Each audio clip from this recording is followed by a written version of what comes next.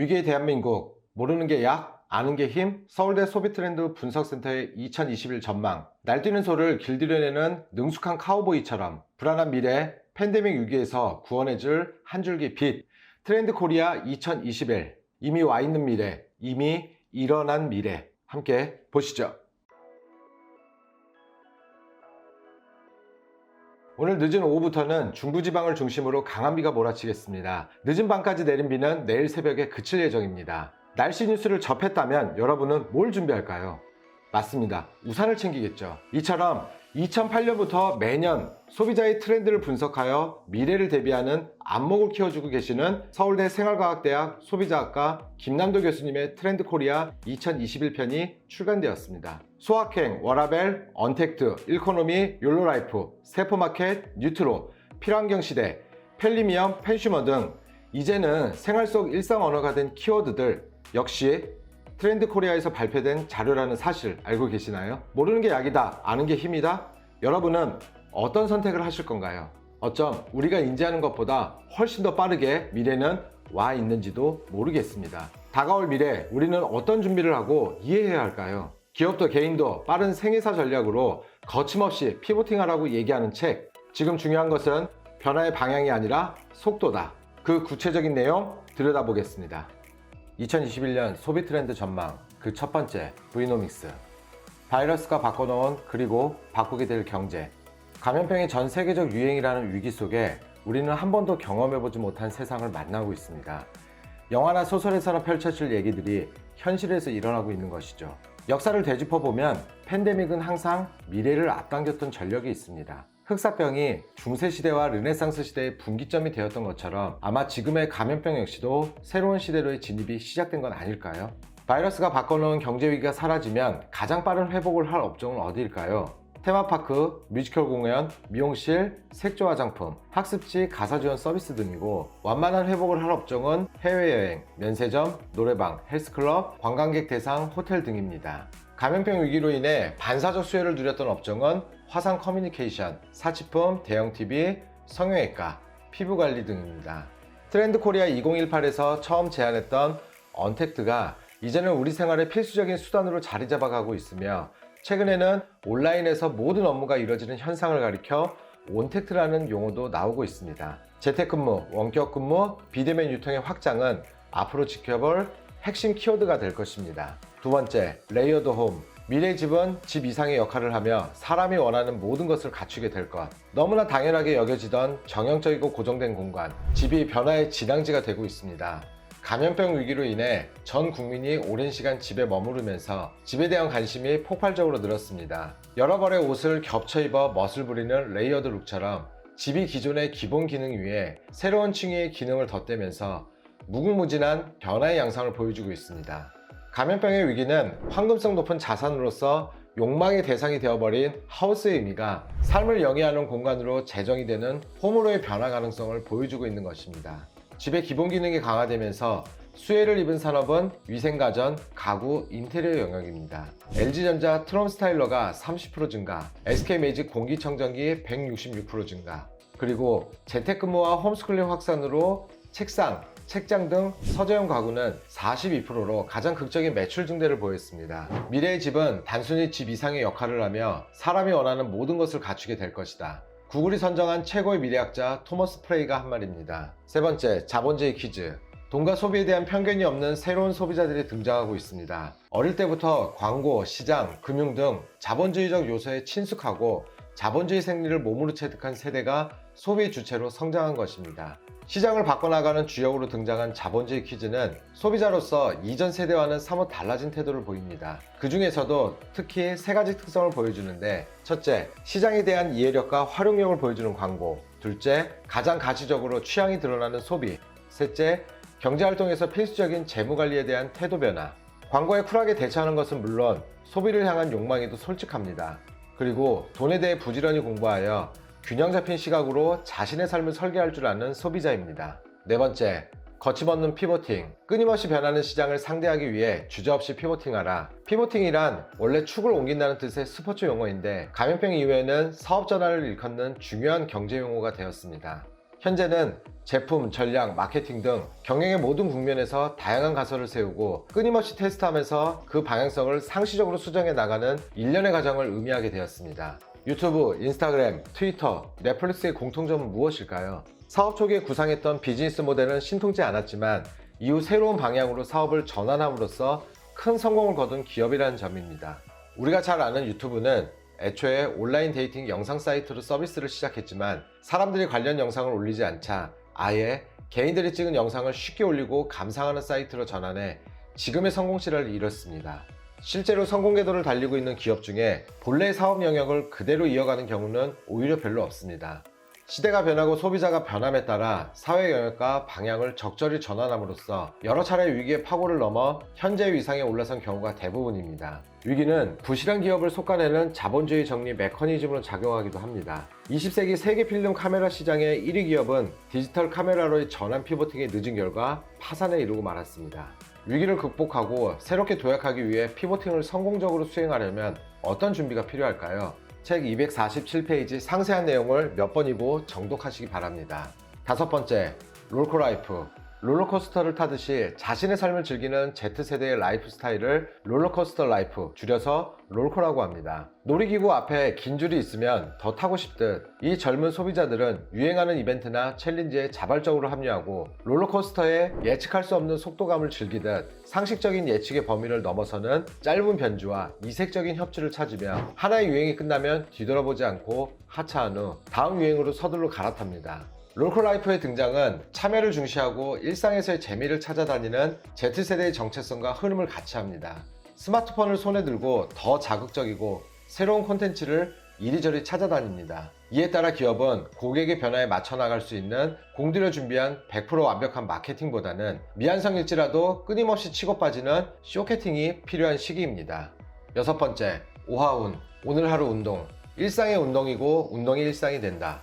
운동 붐이 일고 있습니다. 등산로에는 형형색색의 레깅스를 차려입은 젊은이들의 발길이 끊이지 않고 있습니다. 운동 열풍은 단지 감염병의 영향으로 건강 증진과 면역력 강화에 관심이 커진 결과만은 아닙니다. 자기 관리에 투철한 밀레니엄 세대와 Z세대의 특성입니다. 정체 시대의 운동으로 성취감을 찾으려는 경향, 관련 기기 및 플랫폼 시장의 성장 등 복합적인 원인이 일으킨 현상입니다.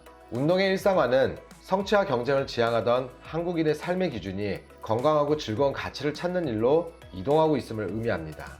뉴 노멀 시대, 우리의 건강한 라이프의 정의는 무엇일까요? 인스타그램에서 오늘 하루 수고하세요를 줄인 오하수라는 해시태그가 많이 사용됩니다. 하루를 시작하거나 마무리할 때 인사처럼 덧붙이는 말이죠. 하루를 운동으로 시작해서 운동으로 끝내는 요즘, 사람들은 아마 이렇게 해시태그를 붙이지 않을까요? 오늘 하루도 운동합니다. 오하운. 7번째, N차 신상. 몇 번째 받아 쓰더라도 새것에 버금가는 가치를 가지고 있는 신상품.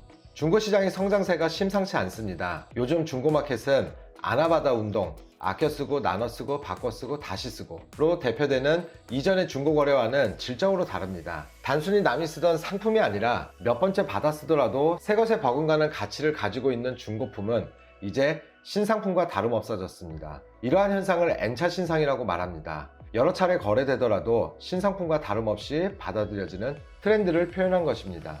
중고거래 앱 당근마켓의 일일 사용자 수는 약 156만 명으로 국민 쇼핑 웹으로 불리는 쿠팡 397만 명에 이어 2위를 차지하고 있습니다. 2015년 판교장터로 시작해 같은 해 10월 당근마켓으로 이름을 바꿨는데 당신 근처의 마켓의 준말로 이용자의 거주 지역을 기준으로 반경 6km 이내에서만 거래가 가능합니다. 지역 기반이라는 신뢰성 덕분에 1년 새 이용자는 3배 이상 늘었습니다. 밀레니얼 세대, Z세대에게 중고마켓은 보물찾기 놀이터가 되고 있습니다. 필요한 물건이 없더라도 참새가 방앗간 드나들듯 틈만 나면 중고거래 플랫폼에 들러 새로 올라온 물건들을 부지런히 탐색합니다. 즉, 인스타그램형 사용법이 중고시장에 적용되고 있는 것입니다. 필요해서 제품을 구매하는 것이 아니라 마치 정글을 탐험하듯 온라인 쇼핑몰 이곳저곳을 둘러보면서 좋은 아이템을 찾는 여정 자체를 즐기는 세대이기도 합니다. 이젠 중고마켓은 더 이상 낡고 오래된 2등 물건들의 집합소가 아닙니다. 8번째, CX 유니버스. 팬덤을 만들고 고객이 브랜드와 함께 원하는 세계를 확장. 고객이 접하는 상품과 브랜드의 수는 폭발적으로 증가하고 넘쳐나는 소비자 정보 속에서 고객 충성도는 갈수록 떨어지고 있습니다. 이러한 상황에서 편의성을 쫓는 소비자를 위해 브랜드를 관리하고 디지털 트랜스포메이션을 성공적으로 이뤄내기 위해서는 무엇이 가장 중요할까요? 바로 고객 경험, CS, 커스터머 익스피리언스, 즉 CX의 총체적 관리입니다. CX 고객 경험 차별화 구축을 위해서는 첫째, 물 흐르듯 매끈한 실미스 경험을 제공, 둘째, 고객의 자발적 데이터 제공 경험을 유도, 셋째, 색다르고 흥미로운 경험 제공이 필수 요건입니다. CX 고객 경험의 혁신을 추구하는 기업들은 디지털 역량 제고와 나아가 디지털로의 전환에 전사적 노력을 기울여야 합니다. 경영 컨설턴트 마이클 루베프는 기업에 만족하지 못한 고객의 4%만이 그 불만을 이야기하고 나머지 96%는 그냥 조용히 떠나며 그 가운데 91%는 다시 돌아오지 않는다고 말했습니다. 충성 고객이 사라진 시대, CX 고객 경험은 고객 충성이라는 황금알을 낳을 수 있는 거위입니다. 2021년도 CX 고객 경험 혁신의 원년으로 삼아야 할 것입니다. 아홉 번째, 레이블링 게임. 타인과의 공유와 비교를 통해 자기 정체성 찾기.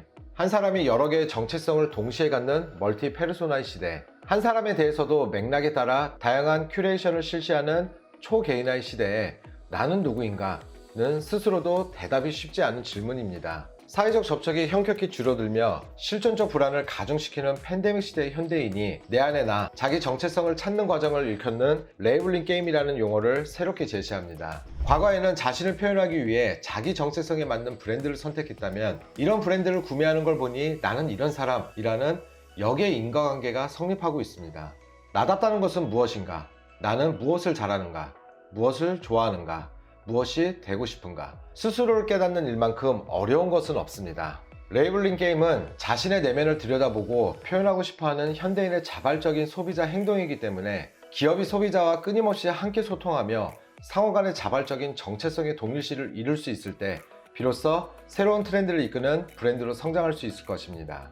마지막 10번째, 휴먼터치. 언택트 기술을 보완하는 휴먼터치.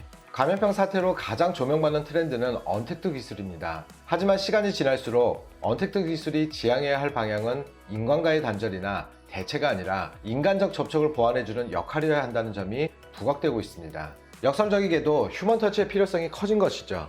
온라인과 오프라인이 혼재된 시장에서 소비자가 구매 결정을 내리는 가장 중요한 순간인 진실의 순간에 반드시 필요한 것이 바로 휴먼터치입니다. 이유는 진정한 공감대를 이끌어내는 능력은 여전히 인간에게 있기 때문입니다. 인간과 달리 AI에게 없는 것은 바로 공감 능력입니다. 인공지능이 빠르게 발달하더라도 사람의 마음을 다루는 영역만큼은 인간을 대체하지 못할 것입니다. 첨단 기술에 둘러싸인 현대인들이 일상에서 진정으로 원하는 것은 기계 같지 않은 인간적인 기계일지도 모르겠습니다. 온라인과 오프라인을 넘나드는 고객 여정에서 고객을 붙잡을 수 있는 진실의 순간은 인간의 손길이 느껴지는 순간입니다. 카페에서 고객이 느끼는 가장 중요한 순간은 에스프레소 머신이 아니라 커피를 내리는 바리스타의 손길과 커피를 전달하는 매니저의 미소에 의해 비로소 결정되니까요. 핵심 품질을 결정하는 가장 중요한 순간은 바로 휴먼터치의 지점입니다.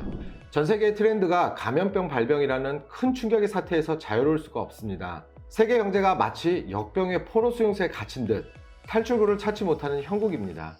변화된 세상과 트렌드는 다시 뒤로 돌아가지 않을 것이 분명해 보입니다. 이미 와버린 미래, 우리는 실패했느냐, 성공했느냐를 따질 것이 아니라 어디서 무엇을 어떻게 배웠느냐를 논해야 할 때입니다. 지금 중요한 것은 변화의 방향이 아니라 속도입니다. 기상청 뉴스를 보고 추위를 대비해 옷을 껴입기도 하고 비가 온다는 소식에 우산을 준비하듯이 불확실한 대한민국의 미래를 대비하기 위해 김난도 교수님의 트렌드 코리아 2021을 꼭 읽어보시길 추천드립니다. 2021을 준비하는 우리들의 자세, 책 트렌드 코리아 2021을 참고했습니다.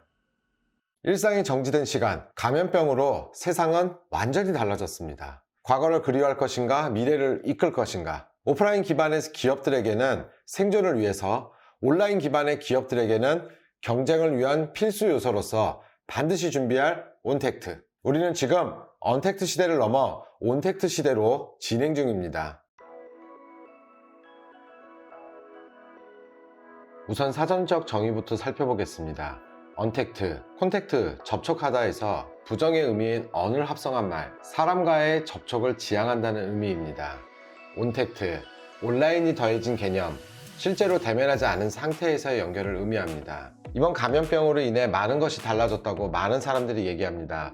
학교가 휴교했고 회사가 재택근무 체제에 돌입했으며 종교 행사가 취소되었죠. 교류를 최소화하는 단절된 삶이 시작되었습니다. 그런데 말입니다. 감염병 여파로 인해 정말로 갑자기 확 변한 것일까요? 사실 언택트는 감염병 확산 이전에도 기업들이 비용을 절감하고 새로운 성장 동력을 찾기 위해 추진하던 전략이었습니다. 패스트푸드점을 비롯한 여러 음식점에서 키오스크나 스마트폰 웹을 이용한 주문 결제를 도입한 것이 대표적인 예입니다.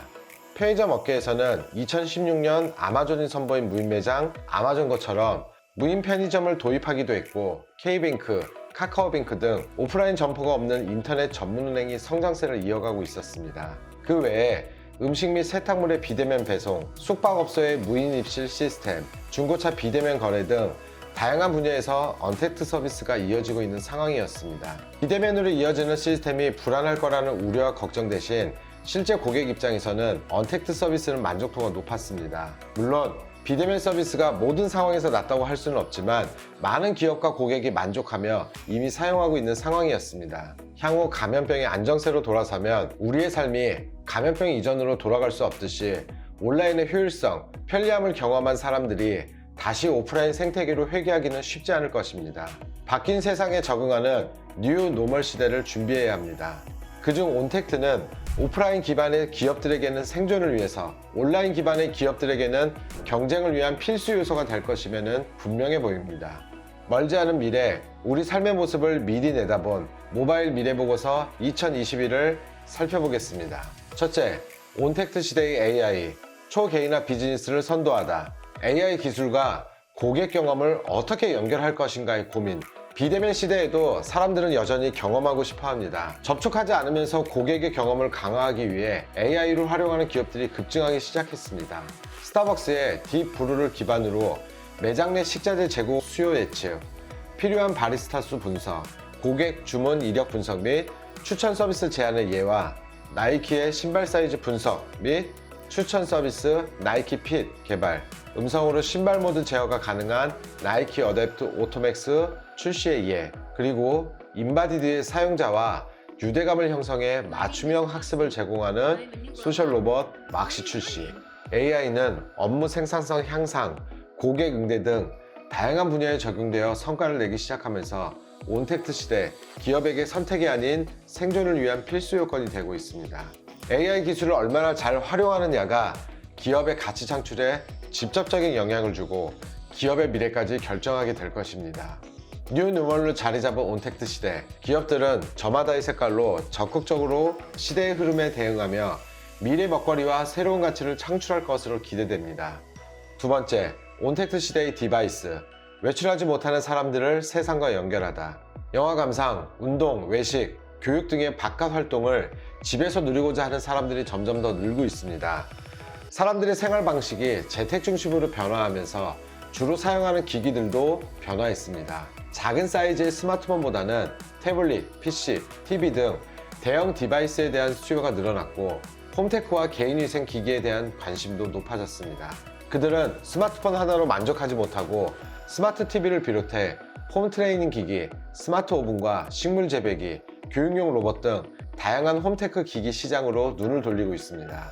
더불어 스마트워치와 같은 웨어러블 기기를 통한 원격 진료가 상용화되면서 의료 패러다임이 본격적으로 변화할 것으로 예상됩니다. 세 번째, 온택트 시대의 커머스, 온라인과 오프라인 판이 뒤집히다. 본격적인 비대면 쇼핑 시대가 열리면서 온라인 채널의 다각화가 가속화된 반면 백화점으로 대표되는 오프라인 커머스 채널의 매출이 전년 대비 마이너스 89.9%까지 떨어졌습니다. 온라인 커머스 기업들은 세 가지 특이점을 맞이합니다. 첫째, 성별, 연령별로 선호하는 플랫폼이 극명하게 나뉜다는 점. 둘째, 중고거래 시장이 커지면서 당근마켓의 상승세가 예사롭지 않듯이 온라인 커머스 기업들의 사업 영역이 세분화되어 간다는 점. 셋째, 네이버 페이와 같은 간편 결제를 갖춘 온라인 커머스 기업의 약진이 예상된다는 점. 비록 사지는 못했지만 온라인 쇼핑에 대한 두려움은 사라졌습니다. 마스크 대란이 5060 세대를 온라인 커머스 시장으로 불러들였습니다. 시니어 엄지적으로 불리는 5060 세대가 쇼핑 웹을 다운받으면서 TV 홈쇼핑에 머무르던 소비층이 PC와 모바일 플랫폼으로 이동하게 된 것입니다. 아날로그 세상에서 디지털 세상으로 이주해온 이들 세대가 앞으로 온라인 커머스 시장에서 MZ세대만큼이나 큰 영향력을 발휘하게 될 것입니다. 네 번째, 온택트 시대의 디지털 마케팅, 제품 광고보다 관계 구축이 중요해지다. 인지도보다 팬덤을 가진 기업이 성공하는 시대, 마케팅에서는 일방적 정보 노출이 아니라 고객과의 커뮤니케이션을 통한 관계 구축이 중요해졌습니다. TV, 신문, 라디오, 잡지, 즉 4대 매체의 영향력은 가파르게 감소하고 있습니다. 하지만 2010년대가 지나는 동안 디지털과 모바일 영역이 확대된 반면 4대 매체의 입지는 굉장히 축소되었습니다. 또한 소셜미디어의 등장으로 우리의 삶과 커뮤니케이션에도 많은 변화가 일어났습니다. 고객의 취향과 욕구를 제대로 파악해 팬덤을 만드는 마케팅을 하고자 한다면 언드미디어와 온드미디어 영역에서 일어나는 변화를 주목해야 합니다. 언드미디어는 소셜미디어와 같은 고객에게 친근하게 다가갈 수 있지만 통제 가능성은 떨어지는 마케팅 채널을 의미하고, 온드미디어는 기업이 직접 소유하고 있는 홈페이지나 팝업 스토어와 같은 매체로서 통제 가능하고 고객과의 장기적인 관계를 만들 수 있는 마케팅 채널을 말합니다. 마케팅은 결국 기업과 고객의 커뮤니케이션입니다. 과거 4대 매체, TV, 신문, 라디오, 잡지 광고를 중심으로 마케팅이 집행되던 시기에는 인지도라는 성과 지표를 통해 효과성을 높이는 것이 강조되었다면, 현재 디지털 마케팅 시대에는 고객 경험 등을 바탕으로 한 효과성과 한정된 마케팅 예산 내에서 성과를 달성하는 효율성이 모두 강조되고 있습니다. 다섯째, 온택트 시대의 빅데이터, 데이터 이코노미의 새로운 지평을 열다. 감염병 사태 이후 사회적 거리두기가 확산됨에 따라 데이터 분야에도 큰 변화가 일기 시작합니다. 사람들은 오프라인 매장 방문 빈도를 줄였고 대신 온라인이나 무인 상점에서 물품을 구매하기 시작합니다. 그뿐 아니라 줌이나 팀스를 통한 화상회의, 자택, 원격 의료, 에듀테크 기반의 인터넷 강의 등 온택트 기반 서비스의 이용도 증가하고 있습니다. 이에 따라 데이터 산업에도 큰 변화의 바람이 불고 있습니다. 유통업체들의 경우 감염병 사태 이후 신규 유입된 이용자들의 데이터를 특별히 선별해 관리하고 있는데, 이들은 기존의 오프라인 유통 채널에서 주로 이용하던 이용자들입니다.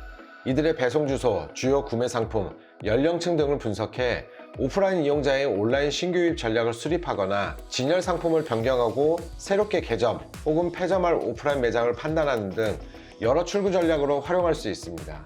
여섯째, 온택트 시대의 금융, 은행이 사라지는 날을 향한 카운트다운이 시작되다.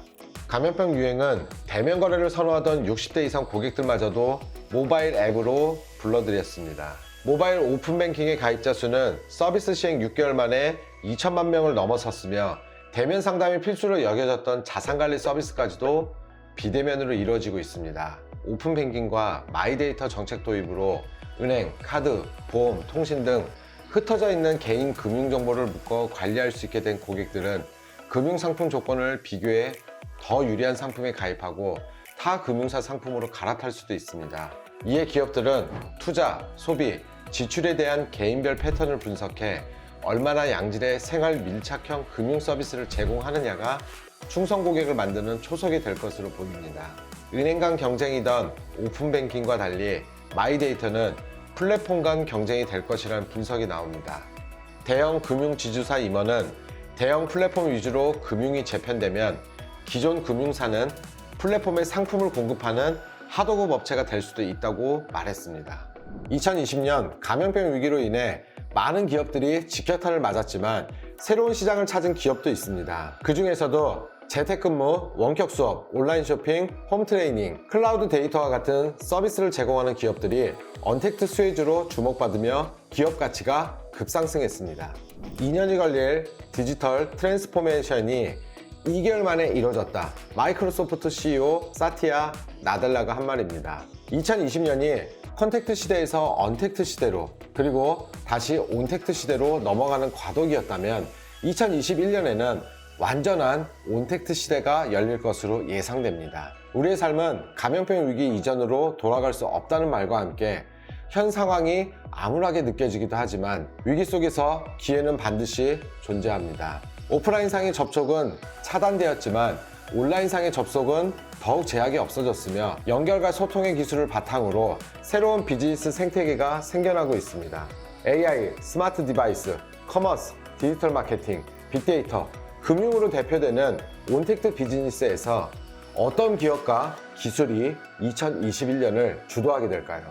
책 모바일 미래보고서 2021을 통해 상세한 기업들의 사례를 살펴보시기 바랍니다. 지금까지 트렌드 읽어주는 트렌드북이었습니다.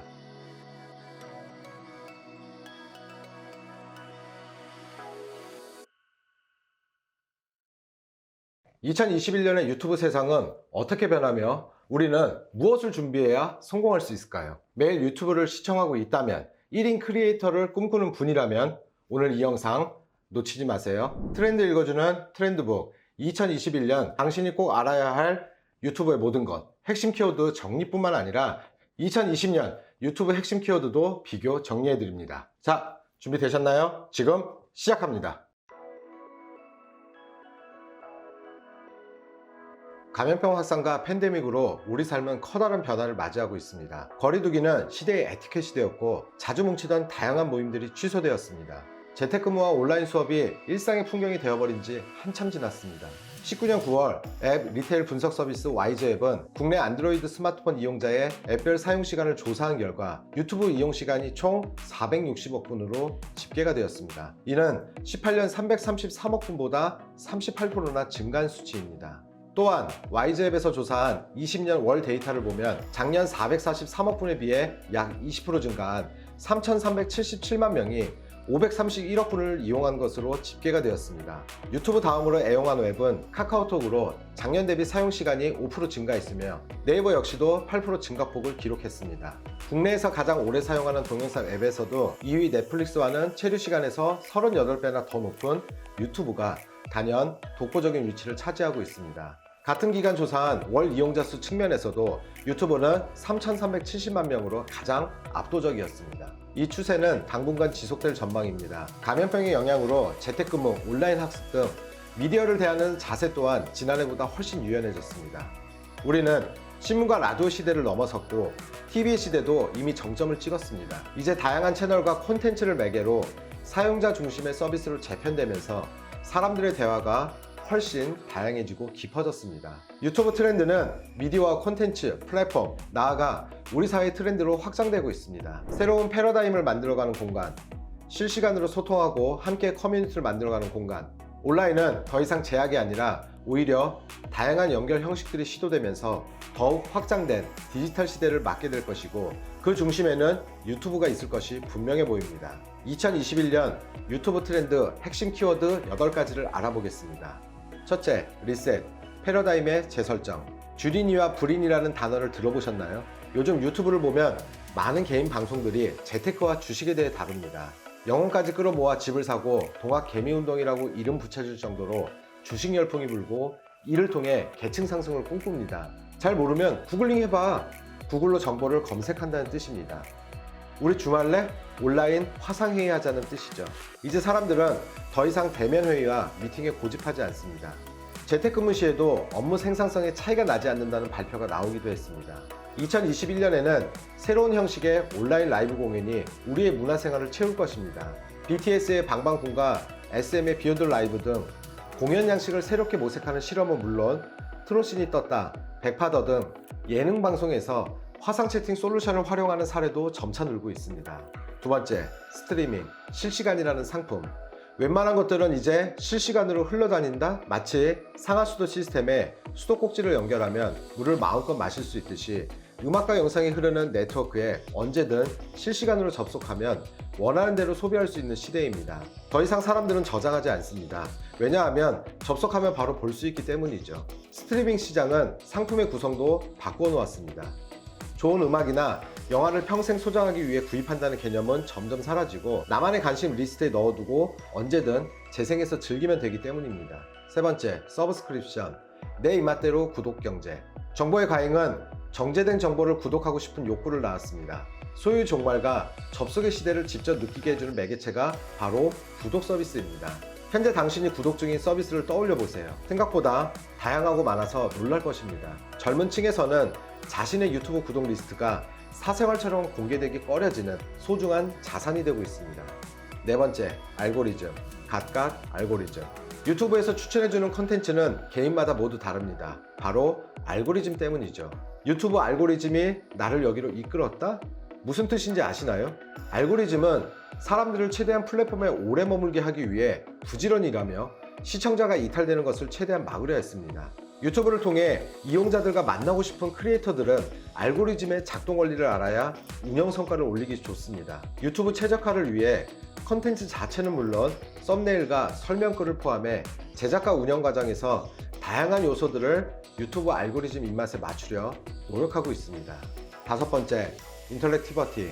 뭐든지 쌍방향. 퇴근길에 집에 연락해 조명을 켜고 거실 청소를 하고 보일러가 켜지며 피자를 주문해 놓습니다. 마치 미래의 한 장면 같았던 이 놀라운 일이 지금은 익숙한 환경이 되었습니다. 물건으로만 생각했던 것들이 사람과 직접 대화가 가능하다는 것이 놀라운 순간을 만들어내는 것입니다. 쌍방향 소통.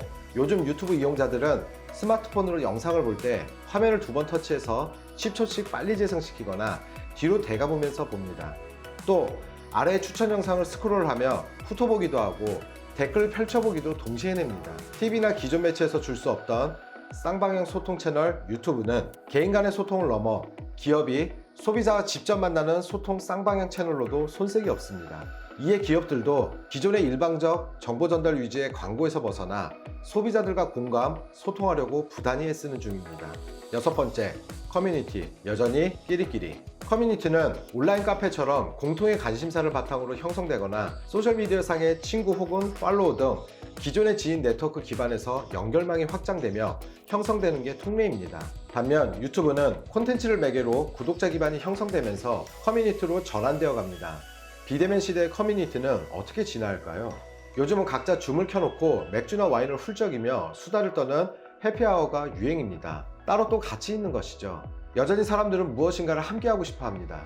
일곱 번째, 트러스트, 진실의 힘, 뒷광고 논란. 단순히 일부 유튜버들을 질타하고 그치는 문제가 아닙니다. 사회적으로 다시 한번 신뢰 이슈를 제기하는 중요한 신호탄입니다. 뒷광고 콘텐츠란 광고주에게 대가를 받았는데도 사실은 제대로 밝히지 않은 콘텐츠를 말합니다.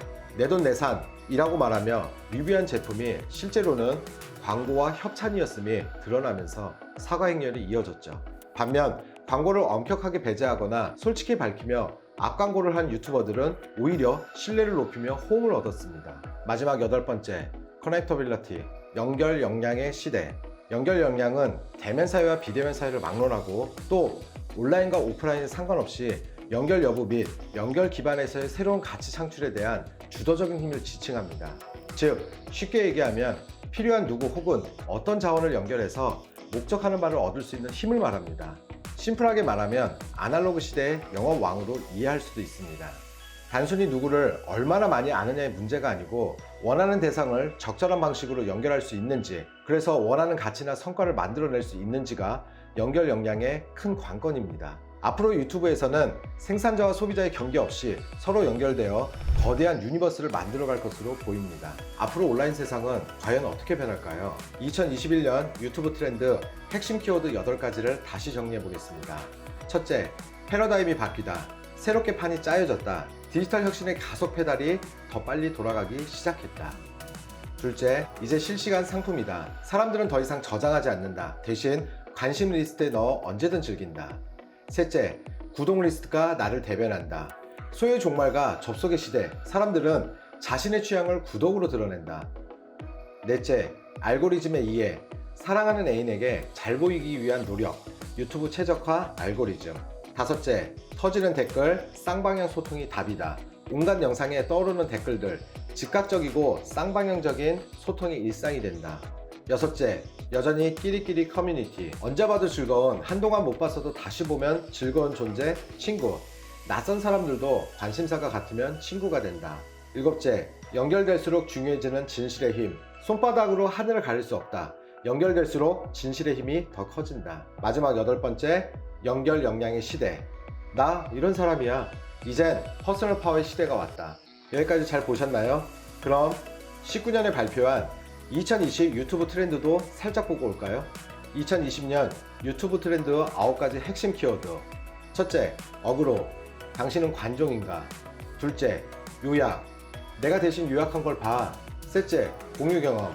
나와 함께 해보자. 무엇이든. 넷째, 최적화. 그들이 사는 세상에 맞춰라. 다섯째, 추억 환생. 먼지 쌓인 콘텐츠들의 화려한 귀환. 여섯째, 바보 상자. 유튜브만 보면 울던 아이도 뚝. 일곱째, 텐션 병만. 오마이갓 김치. 이 세상 텐션이 아님. 여덟 번째, 초현실. 누군가의 현실을 함께 나누기. 마지막 아홉 번째, 돈. 누구나 돈을 벌 수 있는 곳. 황금광 시대. 2021년 키워드와 2020년 유튜브 키워드 비교해 보셨을 때 어떠신가요? 거대해진 유튜브 시장에는 방송국들도 들어와서 한 자리를 잡았습니다. 국내 방송국들도 텔레비전 앞을 떠나는 시청자들을 잡기 위해 경쟁적으로 유튜브를 한다는 얘기입니다. KBS는 현재 107개 채널에 수익은 100억 원대를 훌쩍 넘을 것으로 예상되며 2019년에 100억 원의 수익을 넘은 MBC는 총 38개의 채널을 운영 중입니다. 유튜브는 이후 어떤 또 다른 수익 모델을 통해 자신의 왕국을 키워나갈까요? 그리고 과연 개인들에게도 유튜브에서 뜰 수 있는 기회는 여전할까요? 미래는 알 수 없습니다. 단 과거와 현재를 비교하고 사회 현상을 잘 관찰하고 데이터를 분석하면 다가올 미래를 예상해 볼 수는 있습니다. 어쩜 우리가 생각하는 것보다 미래는 이미 와 있는지도 모르겠습니다. 기존의 패턴과 루틴에 익숙해져서 보고도 알지 못하고 느끼지 못하는 수도 있겠네요. 2021년 주목해야 할 대한민국 유튜브 크리에이터 77인의 소개와 인플루언서 마케팅, 라이브 커머스, 구독 경제까지 책을 통해 깊이 있는 지식을 쌓기를 바랍니다. 책 유튜브 트렌드 2021을 참고했습니다. 지금까지 트렌드 읽어주는 트렌드북이었습니다.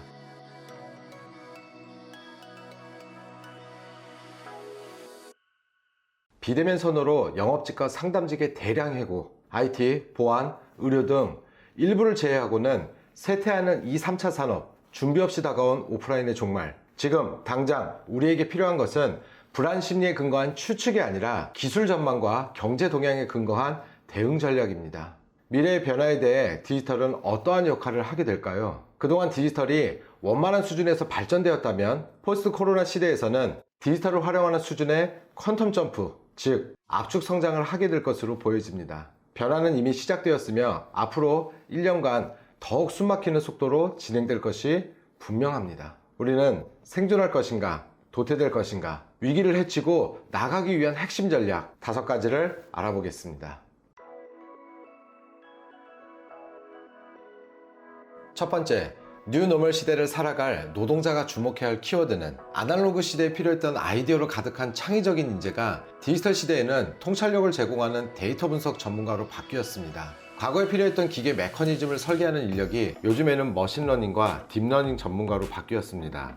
아날로그 시대의 산업 특징은 상품과 서비스의 현물 거래, 자본, 노동 집약적인 프로세스, 운송, 교통 인프라 구축의 중요성을 강조하였다면 디지털 시대에는 지식 기반의 프로세스, 디지털 인프라 구축의 중심 이동, 디지털 정보와 데이터의 거래, 소규모 및 개인 기업의 역할 증대 등의 특징을 가지고 있습니다. 한국과학기술기획평가원에서 발표한 자료를 보면 포스트 코로나 시대의 직업의 변화 중 헬스케어는 AI 기반 실시간 질병 진단 기술, 교육은 실감형 교육을 위한 가상, 혼합 현실 기술, 교통은 감염 의심자 이송용 자율주행차, 물류는 ICT 기반 물류정보 통합 플랫폼, 정보 보안에서는 화상회의 보안성 확보 기술 등이 유망할 거라는 분석 자료를 내놓았습니다. 두 번째, 구독, 언택트 비즈니스 모델의 진화. 코로나19 이후 언택트가 확산되자 공유에 따른 감염 불안감이 커지고 있습니다. 따라서 비즈니스 모델도 공유 경제에서 구독 경제로 흐름이 바뀌고 있습니다. 미국 포브스지에 따르면 Z세대는 소유보다 경험을 추구하기에 물건을 소비하는 방식을 소유에서 가입으로 바꾸고 있다라고 하며 구독경제에 대한 전망을 밝히고 있습니다. 투자은행 크레디트 스위스는 구독경제 시장 규모가 2020년에는 5,300억 달러로 성장할 것으로 전망했습니다. 공유경제 및 구독경제를 넘어선 이후 단계에는 경험경제를 기반으로 한 비즈니스 모델이 등장하리라 예견됩니다. 경험경제는 고객 데이터를 활용하여 제품 및 서비스를 제공하는 것을 말합니다. 학습지 회사인 웅진싱크빅은 학습지를 디지털로 전환하여 하루에 1억 건의 학습 데이터를 분석하여 학습 경로, 오답 회피 현상, 문항별 난이도와 전국 난이도, 연령별 및 과목별 난이도를 분석합니다. AI를 통해 문제에 대한 난이도를 개인화하여 개인별로 실력이 향상되고 정답률이 10% 이상 향상되는 효과를 거두었습니다. 이러한 경험 경제는 화장품 업체에도 적용이 가능하고 식품회사의 경우 맞춤형 건강식의 트렌드로 전환 및 이동이 가능하리라 보여집니다. 세 번째, 모든 것의 시작과 끝에는 플랫폼이 있다. 플랫폼은 기차를 타고 내리는 승강장을 의미합니다. 도시에 기차역이 생기면 주변에 백화점, 식당, 숙박시설, 버스 환승센터 등이 생깁니다. 이는 기차역을 통해 왕래하는 이용자들을 위해 필요한 추가적인 인프라입니다. 이렇게 플랫폼 요소들은 생태계를 이루며 복잡한 경제활동을 영위합니다. 디지털을 이야기할 때 플랫폼은 산업 생태계에 가까운 뜻을 의미하게 되었습니다. 애플, 구글, 아마존, 페이스북 등 디지털 시대를 주도하는 빅4 역시 플랫폼입니다. 국내에서도 네이버, 카카오톡, 배달의 민족 등이 플랫폼으로 자리 잡고 있습니다. 국내의 대표적인 플랫폼은 배달의 민족입니다. 배달의 민족은 배달 주문 서비스 플랫폼입니다. 이는 식당이 손님을 위한 식탁 없이 주방만 운영하면서도 영업을 할 수 있는 장점이 있습니다. 주문과 배달 업무는 플랫폼에서 대행하는 것이죠. 배민라이더는 플랫폼을 통해 배달 업무를 배정받습니다. 배달의 민족이 플랫폼의 기능을 수행하는 것은 가맹점, 고객, 배민라이더가 생태계를 이루고 있기 때문입니다. 네이버는 초기에 뉴스, 메일, 카페, 블로그 등으로 사용자를 확보하였으나 현재는 쇼핑, 페이, 부동산, 웹툰 등 다양한 채널을 가동하여 플랫폼 역할을 수행하고 있으며 카카오는 초기에 메신저 카카오톡으로 출발하였으나 현재는 카카오 스토리, 카카오뱅크, 카카오택시 등 다양한 서비스 플랫폼을 이루고 있습니다. 플랫폼의 확산 과정은 첫째, 차별화 기술 및 서비스 제공, 둘째, 유의미한 이용자 수 확보, 셋째, 수익 모델 발굴 및 확장, 넷째, 가치 사슬 확장으로 발전됩니다. 현재 대부분의 플랫폼은 수익 모델 발굴 및 확장 단계에 있습니다. 향후 주목되는 것은 가치 사슬 확장을 통해 다각화를 꾀하려는 기업들의 향후 거치가 기대됩니다. 네 번째, 5G도 멀었는데 벌써 6G라니. 2019년 4월 3일 오후 11시 우리나라에서 5G 서비스가 세계 최초로 이루어졌습니다. 원래 4월 5일 상용화 서비스를 계획했던 SK텔레콤, KT, LG U+ 등 이동통신 3사는 한발 빨리 세계 최초 5G를 선언했습니다. 그러나 국내 5G 이동통신이 상용화 1주년을 앞두고 LTE 4G보다 안 터진다는 오명에 직면했습니다. LTE보다 20배 빠르다던 5G 홍보 문구와 달리 소비자 실망이 컸었습니다. 과학기술정보통신부가 올해 상반기 서울과 6대 광역시에서 5G 품질 평가를 한 결과 다중이용 시설 가운데 5G망을 구축한 곳은 3,800여 곳이었고 신호가 원활한 비율은 68%였습니다. 전국에서 안정적으로 5G가 잡히는 건 2023년 이후에나 가능할 것으로 보입니다. 5G의 대표적인 기술을 보유하고 있는 기업은 중국 통신회사 화웨이입니다. 화웨이는 5G를 위한 통신 인프라 설비에 대한 기술력뿐만 아니라 가격 측면의 경쟁력까지 확보하고 있습니다. 미국은 이러한 화웨이의 독주에 강력한 제동을 걸고 있습니다. 트럼프 대통령은 미국뿐만 아니라 EU, 캐나다, 호주 등 우방국까지도 화웨이의 5G 인프라가 공급되는 것을 적극적으로 막고 있습니다. 왜 그토록 악착같이 막고 있는 이유가 뭘까요? 미래에는 AI, 빅데이터, IoT, 클라우드, AR, VR, 로봇, 드론 등 모든 디바이스가 5G와 연결되는 초연결 생태계를 이루기 때문입니다. 그렇다면 5G 시대 이후는 무엇이 등장할까요? 당연히 6G 시대. 2030년부터 2040년까지 활용될 것으로 보입니다. 이는 사람, 사물, 공간, 데이터, 프로세스가 지능적으로 연결되는 환경을 실현할 것으로 예상되고 7G는 2040년 이후에 활용이 될 것으로 보여집니다. 7G는 사람이 존재하는 공간 자체가 네트워크화되는 환경으로 전환될 것입니다.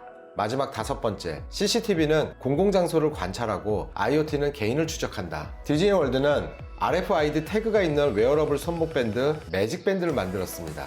디즈니월드 방문객은 공원 안에서 놀이기구를 탈 때 매직밴드로 체크인하고 음식도 이를 통해 구입할 수 있습니다. 디즈니는 이 데이터를 사용하여 공원 내 방문자의 움직임을 추적하고 어떤 지역, 놀이기구 및 관광명소가 가장 인기 있고 공원 내 어느 곳에 더 많은 주의가 필요한지 결정할 수 있습니다. IoT는 사물에 센서를 부착해 실시간으로 데이터를 인터넷으로 주고받는 기술이나 환경을 말합니다. IoT가 등장하기 전에는 환경 모니터링, 교통감시 등을 위해서 정보를 수집하는 방법이 매우 번거로웠습니다. 일일이 센서를 설치하고 네트워크를 연결하는 번거로운 절차를 거쳐야 했고 인프라를 갖추는 투자비도 만만치 않았기 때문입니다. 하지만 IoT가 등장한 이후에는 유형 사물과 주위 환경으로부터 정보를 바탕으로 사물 간 대화가 손쉽게 이루어집니다. IoT의 활용 범위는 가전제품을 비롯해 에너지 소비 장치, 보안기기 등 다양한 분야에서 모든 것을 통신망으로 연결해 모니터링 및 제어를 할 수 있습니다. 스마트폰이나 인공지능 스피커가 사용자의 음식을 인식해 집안의 모든 사물 인터넷 IoT 기기를 연결하고 사용자의 특성에 따라 자동으로 작동하거나 원격으로 조정할 수 있습니다. 스타벅스의 IoT 기반 커넥티드 매장 광화는 IoT 플랫폼에 커피 머신, 냉장고, 온도 조절기, 도어락 등을 연결해서 정보 수집 및 기계의 성능 관리를 도와주고 고객의 스마트폰으로 접수되는 사이렌 오도와 맞물려 매장 관리 및 구매 물류 시스템과 연동되며 AI 엔진을 통해 매장의 모든 상황을 모니터링 및 통제할 수 있습니다.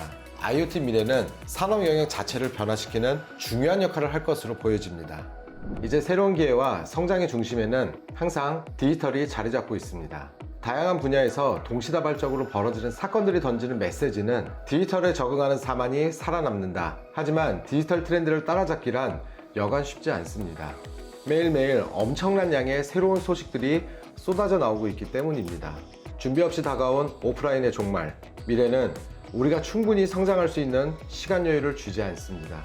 2020년은 생존, 적응, 복구의 3단계 중 생존에 매달린 시기였습니다. 그렇다면 앞으로 1년은 무엇을 위한 시기가 될까요? 바로 적응과 복구의 시기를 준비해야 합니다. 마스크 착용, 모임 자제 등 일상은 어느 정도 적응을 마쳤습니다. 그러나 비즈니스 영역은 아직 안정세를 찾지 못한 채 휘청거리고 있습니다. 산업과 기업, 그리고 개인의 직업에 대해 우리는 앞으로 어떤 대비를 해야 할까요? 책 디지털 트렌드 2021을 참고했습니다.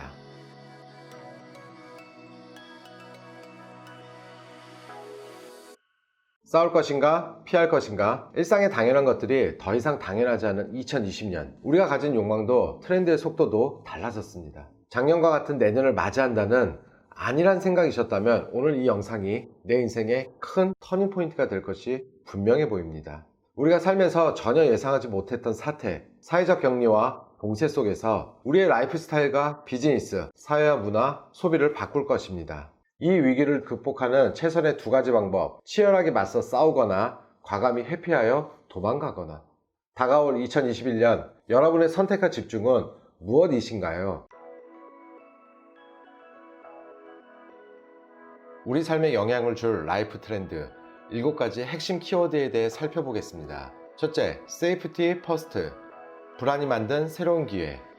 안전 불감증 문제는 큰 사고나 재난을 겪으면 늘 제기되었지만 오래가지 않았습니다. 그런데 코로나19 팬데믹은 좀 달랐습니다. 꽤 오래 지속된 데다 광범위하게 모두 해당되고 일상에서도 직접적으로 영향을 미쳤습니다. 전 국민에게 개인위생관리를 이토록 오랫동안 집요하게 요구한 적이 있었을까 싶을 정도였습니다. 덕분에 손씻기와 기침 예절은 확실하게 자리를 잡았습니다. 안전민감증이 보편화되었을 정도로 결벽에 가까운 위생을 주었더니 결과는 코로나19 바이러스 확산을 차단하는 데도 기여했지만 결정적으로 그동안 상존하던 다른 감염병 발생도 크게 줄어든 것입니다. 질병관리본부에 따르면 영유아들이 주로 걸리는 수족구병 환자가 2019년 25주차에는 외래 환자 1000명당 42.7명이었는데 2020년 25주차에는 1000명당 1.2명이었습니다. 거의 35분의 1 정도로 줄어든 것입니다. 눈병의 경우도 2019년 25주차에는 1000명당 15.5명이었는데 2020년 25주차에는 1000명당 6.7명이었습니다. 거의 3분의 1로 줄어든 셈이죠. 그동안 서로 거리 두기를 하고 사람 앞에서는 마스크를 쓰고 기침을 할 때에는 옷으로 가리고 손 소독제를 이용해 수시로 씻고 덜 돌아다니고 사람도 덜 만났기 때문입니다. 코로나19 바이러스를 막으려 애쓰다 보니 자연스럽게 다른 감염병 유발 바이러스도 차단된 것입니다. 이는 한 번의 강력한 팬데믹이 초래한 긍정적 효과라 말할 수 있습니다. 두 번째, 뉴 프레퍼. 진화하는 프레퍼와 위험사회. 우리에게 전쟁만큼 두려운 것이 경제 위기와 자연재해입니다. 그런데 이번에 우리는 전염병도 여기에 추가시켰습니다. 대다수가 살면서 코로나19 팬데믹처럼 광범위하고 긴 팬데믹을 처음 겪었습니다. 강력한 전염성 때문에 사람들은 더 두렵고 혼란스러웠습니다. 일상에 당연한 것들이 당연하지 않게 된 지 한 달, 또 한 달이 늘더니 반년이 되고 그 이상 이어지는 상황을 겪었습니다. 그러면서 프레퍼가 다시 주목받기 시작합니다. 프레퍼란 재난과 사고가 닥칠 것을 우려해 일상생활 중에도 생존을 위해 스스로 대비하는 사람들을 일컫는 말입니다. 1929년 대공황 때도 그랬고 1950년 냉전 시대 제3차 세계대전을 걱정하는 분위기에서도 프레퍼들은 자체 생존을 위한 비상식량, 생수, 방독면, 손전등, 라디오 등 생존 배낭을 비치해 두는 것이 합리적이라 판단했습니다. 일어난 일이 일어나지 않은 일이 될 수는 없습니다. 마스크 대란을 경험한 사람들로서는 팬데믹이 종식되더라도 마스크는 여유있게 비축해 놓을 것입니다. 가정 상비약으로 감기약, 각종 반창고, 소독제 등이 필수인 것처럼 이제 마스크도 그렇게 되었습니다. 만약 무언가가 앞으로 수십 년간 1000만 명이 넘는 사람을 죽인다면 그것은 전쟁이 아니라 전염성이 매우 강한 바이러스일 것입니다.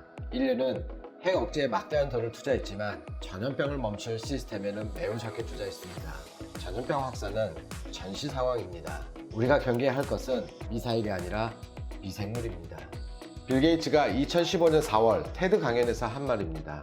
세 번째, 팬데믹 세대와 영거스트 파워. 지금 시대를 사는 모두가 힘들겠지만 그 중에서도 직격탄을 맞은 세대는 15세에서 22세, 바로 팬데믹 세대라 부를 수 있는 이들입니다. 팬데믹 세대인 15세에서 22세 인구는 공교롭게도 Z세기이기도 합니다. 고등학생과 대학생은 개학 연기와 갑작스러운 온라인 수업 전환으로 학습권의 손해를 받고 대학 졸업 예정자들은 팬데믹이 초래한 채용 중단으로 인해 구직기에 손해를 받습니다. 팬데믹으로 대학교도 심각한 위기를 맞으며 주도권 변화를 꾀하고 기업도 역대급 위기 속에서 생존을 위한 변화를 모색하고 있습니다. 그래서 현재 고등학생, 대학생, 20대들을 배려하거나 고려할 여유가 없습니다. 1997년 12월에 긴급자금 20억 달러를 비롯해 195억 달러의 구제금융을 받아 국제부도 위기를 막았습니다. 그때의 15세에서 25세는 IMF 세대입니다. 지금의 팬데믹 세대와는 23년의 시간차를 가지고 있습니다. IMF 세대와 팬데믹 세대는 심각한 위기 상황을 겪은 15세에서 25세라는 공통점이 있지만 사회적 약자이자 영향력이 없었던 IMF 세대와는 달리 팬데믹 세대는 힘을 가지고 있습니다. 기성세대에게 힘은 나이, 지위, 돈이지만 팬데믹 세대는 온라인에서의 영향력이 막강합니다. 방송과 신문의 위상이 예전 같지 않고 유튜브와 소셜 네트워크의 영향력이 강력한 시대에 사회는 이들의 목소리를 외면하기 어려워졌습니다. 네 번째, 원격 근무 확산의 나비 효과. 팬데믹 효과가 가장 크게 미친 이슈는 일하는 방식, 즉 원격 근무입니다. 회사 사무실이 아닌 원격으로 회사 바깥에서 일할 수 있고 원격 근무의 장소 중 하나가 집이기 때문에 재택근무라고도 합니다. 원격, 재택근무는 직장과 조직 문화만 바꾸는 것이 아니라 집에 대한 우리의 태도를 바꾸고 인테리어와 가족관계, 업무용과 주거용 부동산 시장에도 영향을 미칩니다. 출퇴근의 변화는 자동차 시장과 카쉐어링, 여행, 취미, 여가산업, 패션, 뷰티 산업 등에 영향을 줍니다. 또한 대기업 계열사가 많은 급식과 식자재 시장, 외식업, 회식 문화에 큰 변화가 생길 수밖에 없습니다. 원격, 재택근무는 업무 방식의 변화일 뿐 나와는 상관이 없을 것이라 여기다가는 큰 코 다치기 십상입니다. 우리의 의식주, 경제와 사회, 소비 전반에 다양한 나비 효과가 생기고 의외의 수혜자와 피해자가 나올 수 있기 때문입니다. 주 6일 근무가 당연했던 시대를 지나 2004년 7월 주 5일 근무제를 시작할 때에도 각 분야에서 다양한 우려와 기대가 있었습니다. 2018년 7월 주 50시간 근무제가 시작될 때에도 마찬가지였습니다. 그런데 주 6일에서 주 5일로 다시 52시간으로 바뀌었다 해도 출퇴근 근무제라는 틀에는 변함이 없었습니다. 하지만 원격 재택근무의 본격 도입과 확산은 틀 자체가 바뀌는 것이기에 우리 사회와 일상에 일으킬 나비 효과가 2021년에 주목할 트렌드이며 기회와 위기가 쏟아지고 라이프 스타일에 큰 변화가 예상됩니다. 다섯 번째, 로컬 메타버스. 공간의 새로운 중심이 되는 두 가지 욕망. 지역과 현지인을 뜻하는 로컬과 가상세계를 뜻하는 메타버스는 서로 참 먼 느낌입니다. 말 자체도 이질적이고 의미하는 공간도 서로 멀기 때문이죠. 로컬은 수년째 뜨거운 트렌드 화두였습니다. 트렌드로서의 로컬은 서울이었으며 삶의 공간이 아닌 소비 이슈로만 바라본 가로수길, 경리단길, 인천 평리단길, 대구 복리단길, 부산 가로수길 등은 꾸며진 로컬, 핫플레이스로서의 의미를 가집니다. 로컬의 진화는 동네 사람들과의 관계가 핵심입니다. 물리적 공간만으로는 진짜 로컬이 되지 못합니다. 이웃사촌의 부활이 로컬의 핵심일 수 있는데 이는 주거문화와 집을 바라보는 우리의 관점이 이어져야 가능합니다. 메타버스는 물리적 현실 공간이 아닌 가상의 공간이지만 그 속에서 우리는 현실과 다름없이 사회적 관계로 연결되어 있고 라이프 스타일과 욕망을 드러냅니다. 온라인과 오프라인의 구분도 무의미해졌습니다. 증강현실과 혼합현실이 두 공간을 이미 연결시켰을 뿐 아니라 우리는 소셜 네트워크를 통해 일상적으로 사람들과 어울리기 때문입니다. 늘 손에 꽉 쥐고 있는 스마트폰은 두 공간을 넘나드는 게이트이며 디지털과 아날로그, 온라인과 오프라인은 서로 결합되어 존재하기 때문에 구분이 모호해졌습니다. 미국 유명 래퍼 트래비스 스콧이 콘서트를 했던 장소는 포트나이트라는 게임 속에서 자신의 아바타를 내세워 공연했습니다. 무려 1230만 명이라는 동시 접속사 대기록을 세우기도 했습니다. 로컬과 메타버스는 둘 다 주류가 아니었으나 대도시에 사는 사람들에게 로컬은 새로운 도피처이자 평소 접하지 못했던 차별적 공간이고, 메타버스는 대도시에 사는 사람들이 현실에서 누리지 못하는 욕망을 해소할 대안 공간입니다. 여섯 번째, 왜 위기의 시대에 리가 뜰까?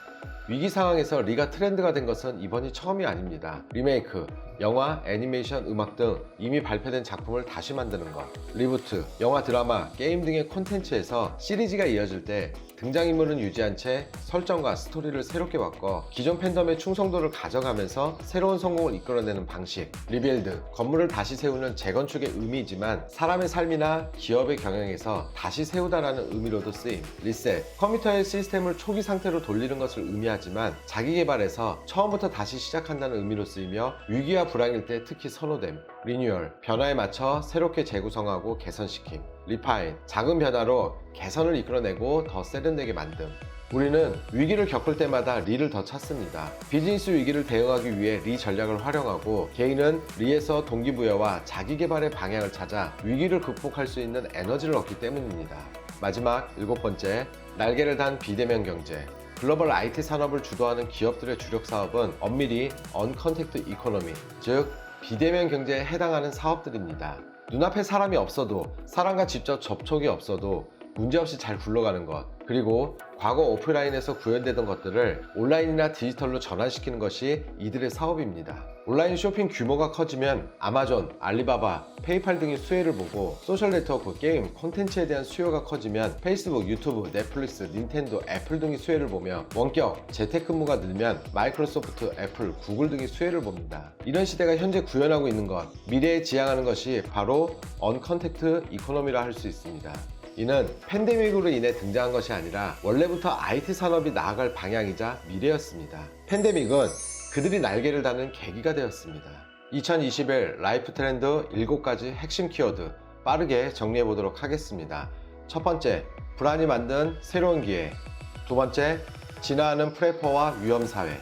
세 번째, 팬데믹 세대와 영거스트 파워. 네 번째, 원격 근무 확산의 나비 효과. 다섯 번째, 공간의 새로운 중심. 여섯 번째, 리가 뜨는 이유는? 일곱 번째, 언컨택트 이코노미. 변동성이 큰 우리의 미래, 김용섭 저자의 얘기를 들어보겠습니다. 과감히 변화를 받아들이는 사람에게 기회가 다가올 것입니다. 자신의 미래를 믿는 사람은 타인의 삶을 부러워하지 않습니다. 준비된 사람이 기회를 잡는다. 오늘의 내 모습은 과거 모습의 결과입니다. 오늘 하루하루가 쌓여 내가 원하는 멋진 미래를 만듭니다. 내가 꿈꾸는 미래를 위해 오늘 여러분이 해야 할 일은 무엇일까요? 책 라이프 트렌드 2021을 참고했습니다. 지금까지 트렌드 읽어주는 트렌드북이었습니다.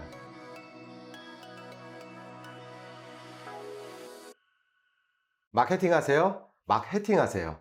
고객을 이해하고 고객 경험을 혁신하는 빅데이터 마케팅을 모른다면 눈 감고 축구하는 거와 다르지 않습니다. 디지털 시대에도 변함없이 고객의 사랑을 받는 애플, 아마존, 스타벅스, 디즈니, 넷플릭스. 어떤 비즈니스 전략과 빅데이터를 활용할까요? 기업의 목적은 이익 극대화가 아닌 고객 만족이다. 자신의 고객을 알지도 못하고 알려고 하지 않는 기업이 매일 밥 먹고 고객만을 생각하는 조직을 이길 수 없다. 고객 경험은 상품이 제공하는 기능적, 상시적 혜택을 넘어서는 높은 수준의 마케팅 혜택이다. 사랑받는 기업은 고객을 열렬한 팬으로 만듭니다. 고객의 충성도는 브랜드가 얼마나 고객 지향적인지와 관련이 있습니다. 고객이 원하는 것을 고객보다 먼저 알아채고 고객의 기대 수준을 넘어서는 구매 경험을 제공합니다. 반복적으로 구매하고 다른 사람에게 추천하고 싶게 만드는 그들만의 비밀은 무엇일까요? 정말로 고객 경험이 기업의 경쟁력을 높이고 무기가 될 수 있을까요? 성공하는 기업의 4가지 핵심 가치에 대해 알아보겠습니다. 첫 번째, 사랑받는 브랜드는 어떻게 고객 경험을 혁신할까? 디지털 시대에 고객 경험은 점점 더 중요해지고 있습니다. 이유가 뭘까요? 디지털 세대 소비자들은 일상의 경험을 온라인에 남기고 다른 사람들과 공유하는 데 매우 적극적입니다. 좋은 경험을 공유하는 것은 물론이고 나쁜 경험에 대해서도 적극적으로 알려 잘못을 바로잡고자 하는 사명감까지 갖고 있습니다. 즉, 한 번에 만족스러운 고객 경험이 충성 고객을 만들어낼 수도 있고 반대로 한 번에 불쾌한 고객 경험이 안티 고객을 만들어낼 수도 있습니다. 고객을 충성 고객으로 만들려면 어떻게 해야 할까요? 고객이 원하는 것을 경험할 수 있도록 해야 합니다. 그러기 위해서 가장 먼저 할 일은 고객을 제대로 이해하고 알아주는 것입니다. 마케팅은 연애와 같아서 연애를 잘하려면 상대방의 마음을 얻어야 합니다. 상대방의 마음을 얻으려면 어떻게 해야 할까요? 정답은 상대방이 원하는 것을 주어야 합니다. 다행히 디지털 세상이 되면서 예전과 달리 고객들의 생각과 관심과 행동이 데이터로 남아 있습니다. 데이터 분석과 활용을 통해 고객도 모르는 고객의 마음을 이해할 수 있고 고객이 원하는 것을 경험하게 해줄 수도 있습니다. 고객을 이해하는 것과 고객이 원하는 것을 주는 것, 이 2가지를 동시에 아우러져야 가장 만족스러운 고객 경험이 될 수 있습니다. 디지털 시대에 오프라인 매장을 운영하면서도 특별한 고객 경험을 제공하며 전 세계적으로 사랑받는 브랜드가 있습니다. 정답은 스타벅스입니다. 스타벅스는 고객 맞춤형 커피를 주문받은 최초 브랜드입니다. 아메리카노를 진하게 마시고 싶으면 에스프레소 샷 추가를 선택할 수 있고 라떼도 일반 우유 대신 저지방 우유 또는 두유로 대체해 선택할 수 있습니다. 시럽 맛도 선택할 수 있고 시럽의 펌핑 횟수도 조절할 수 있습니다. 정해진 레시피가 아닌 고객이 주문하는 대로 커피를 제조했습니다. 소비위축 시대에 스타벅스가 바깥보다 비싼 커피임에도 불구하고 점차 고객들의 마음을 사로잡은 비결입니다. 나만의 커피, 테이크아웃 문화, 혼자 와도 불편하지 않게 만드는 커피숍, 편하게 오랫동안 노트북 사용을 할 수 있게 해주는 콘센트 배치 등은 처음 나왔을 때 고객을 감동시켰습니다. 여전히 스타벅스를 사랑하게 만드는 서비스들입니다. 두 번째, 빅데이터는 어떤 종류가 있고 어떻게 활용할까? 전통적인 유통의 포스 데이터와 회원가입을 기본으로 하는 비즈니스의 고객 데이터는 빅데이터라는 용어 이전부터 존재하던 데이터입니다. 자칫 빅데이터에 초점을 맞추다 보면 기존의 각 기업이 가지고 있는 포스 데이터의 가치를 놓치기 쉽습니다. 포스 데이터와 고객 데이터는 그 데이터를 가지고 있는 유통뿐 아니라 유통을 통해 상품을 판매하는 제조사 입장에서도 가장 중요한 데이터이고 활용 가치가 높습니다. 검색, 클릭, 조회, 장바구니 담기, 결제 등 자사의 온라인 사이트에 들어왔다가 나갈 때까지의 모든 행동은 데이터로 기록됩니다. 이 데이터는 모든 비즈니스가 디지털 세상에서 이루어지는 스마트한 시대에 고객들의 관심과 행동을 분석하고 패턴을 이해하고 온라인 사이트의 비즈니스 경쟁력을 확인하는데 아주 중요한 데이터입니다. 네이버와 구글은 데이터랩과 구글 트렌드 서비스를 통해 사용자들이 남긴 다양한 트렌드 정보를 제공합니다. 네이버의 실시간 검색어나 급상승 트렌드는 현재 시점에 사람들의 관심이 어디에 있을지를 단편적으로 보여주는 지표로서의 역할을 합니다. 또한 우리나라 국민이라면 누구나 이용할 수 있는 데이터 포털이 바로 통계청 웹사이트입니다. 국가에서 조사해서 오픈하는 통계 데이터는 국가 전체의 현황을 보여주고 미래를 예측하게 해주는 기본 데이터입니다. 고객의 마음을 얻으려면 고객이 어떤 사람인지, 어디에 관심이 있는지, 무엇을 구매하고 싶은지, 어떤 기준으로 상품이나 서비스를 선택하는지를 이해해야 합니다. 고객을 이해하는 가장 좋은 방법이 바로 데이터입니다. 앞에서 얘기한 모든 빅데이터는 결국 고객들이 직접 남긴 포털, 소셜 데이터, 고객들이 온라인상에서 사이트를 방문하고 조회하고 구매한 행동 데이터, 오프라인에서 구매한 상품과 서비스 데이터, 그리고 그런 고객들이 어디서 어떤 형태로 살아가는지와 관련된 통계 데이터들입니다. 이러한 빅데이터들은 고객 가치를 높이며 기존 다른 비용이나 노동력을 대체하며 또 다른 비즈니스 기회와 추가적인 수익의 원천을 만들어냅니다.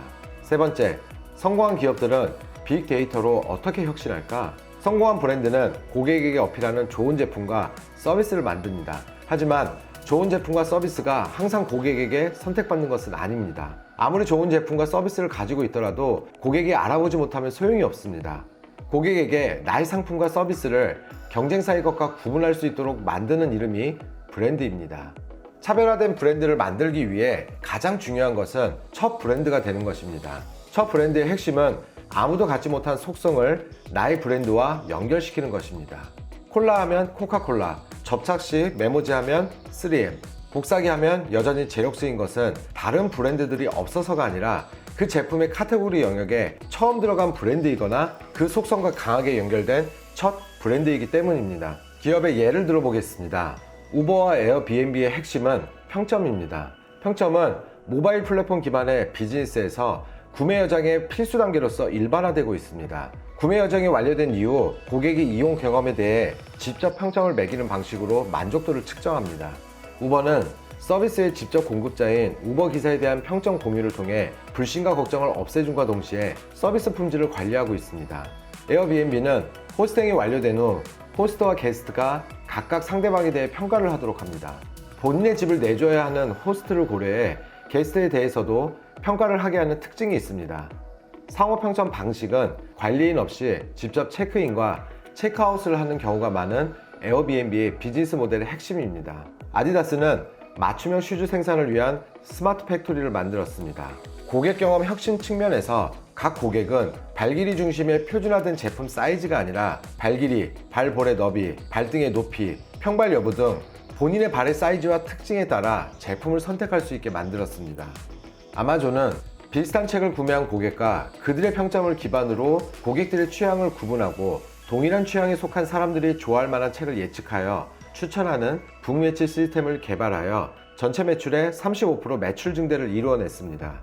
공유사진, 제목, 텍스트, 사진을 찍은 위치와 글을 올린 위치 등을 분석하고 고객의 라이프 스타일을 반영하여 고객을 파악하는 페이스북, 세포라는 디지털 혁신을 통한 온라인과 오프라인의 연결에 가장 앞장서는 세계적인 화장품 전문 유통업체입니다. 세포라는 고객들이 화장품을 구매하는 여정이 온라인 정보 확인, 오프라인 방문 체험, 온라인 구매로 이어진다는 것에 착안해 온라인과 오프라인의 고객 방문과 경험을 끊임없이 연결하는 데 집중했습니다. 매장이 단순히 상품을 체험하는 공간을 넘어 고객의 실 데이터를 수집하는 플랫폼으로 역할을 할 수 있게 하였습니다. 우리나라에서 가장 큰 유통그룹인 신세계와 롯데도 기존에 별도로 운영되던 오프라인과 온라인의 통합을 추진해 왔습니다. 고객의 위치 정보를 확인해서 백화점이나 마트에 들어설 때 고객에게 필요한 쿠폰을 실시간으로 받을 수 있게 해주고 온라인에서 판매되는 베스트 아이템을 실제 매장에서도 표시해주는 브랜드별 인기 상품 큐레이션 서비스도 운영하고 있습니다. 네 번째, 성공적인 고객 경험을 만들기 위한 실행 전략은 지그지글러는 이렇게 얘기했습니다. 시작하기 위해 위대할 필요는 없지만 위대해지기 위해서는 반드시 시작해야 한다. 빅데이터 분야는 무엇보다 시도를 통한 학습과 개선이 중요합니다. 처음부터 완벽할 수는 없습니다. 데이터란 신기하게도 보면 볼수록 분석하면 분석할수록 더 많은 궁금증을 줍니다. 그래서 봐도 끝이 없습니다. 빅데이터 분석 서비스가 만족도가 높은 이유는 그전에 몰랐던 새로운 사실들을 알게 해주기 때문입니다. 우리의 고객은 누구인가? 우리의 고객은 왜 우리의 상품과 서비스를 이용해야 하는가? 우리가 생각하는 고객이 현재 우리의 고객이 맞는가? 우리는 우리가 제공하려는 가치를 그 누구보다 더 고객에게 제공하고 있는가? 비즈니스 문제에 대해 질문을 해보세요. 질문하는 가운데 목표가 재설정되고 분석에 대한 목표와 분석하면서 확인해야 되는 사항들이 구체적으로 정리가 됩니다. 그리고 질문에 대한 답을 찾기 위해 분석해야 하는 데이터를 확인할 수 있고 가지고 있는 데이터, 가지고 있으나 분석이 어려운 데이터, 가지고 있지 않은 데이터를 구분할 수 있게 됩니다. 글로벌 플랫폼 업체인 구글, 페이스북, 아마존, 넷플릭스, 국내 업체인 네이버나 카카오 등 거대한 플랫폼 기업들은 플랫폼과 데이터를 통한 선순환과 누적 효과에 대해 잘 알고 있습니다. 데이터를 통해 고객이 원하는 것을 빠르고 더 편리하게 해주는 것에 초점을 맞춥니다.